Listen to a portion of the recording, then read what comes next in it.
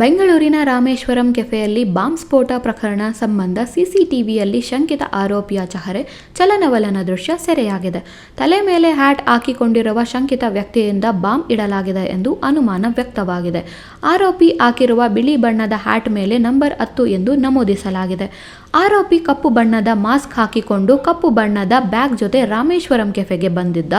ಕೆಫೆಯಲ್ಲಿ ತಿಂಡಿಯ plate ಹಿಡಿದು ಓಡಾಡುತ್ತಿರುವ ದೃಶ್ಯ ಸೆರೆಯಾಗಿದೆ. ಹೋಗುತ್ತಾ ವಾಚ್ನಲ್ಲಿ ಟೈಮ್ ನೋಡಿ ಹೋಗಿದ್ದು ಕೆಫೆಯಿಂದ ಹೊರಗೆ ಬಂದು ಎಡಭಾಗಕ್ಕೆ ಹೋಗಿದ್ದಾನೆ. ಶಂಕಿತ ಆರೋಪಿಯ ಚಲನವಲನ ಸೆರೆಯಾಗಿರುವ ಸಿಸಿಟಿವಿ ಲಭ್ಯವಾಗಿದೆ. ಸದ್ಯ ಆರೋಪಿಗಾಗಿ ಪೊಲೀಸರು ತೀವ್ರ ತನಿಖೆ ನಡೆಸುತ್ತಿದ್ದಾರೆ.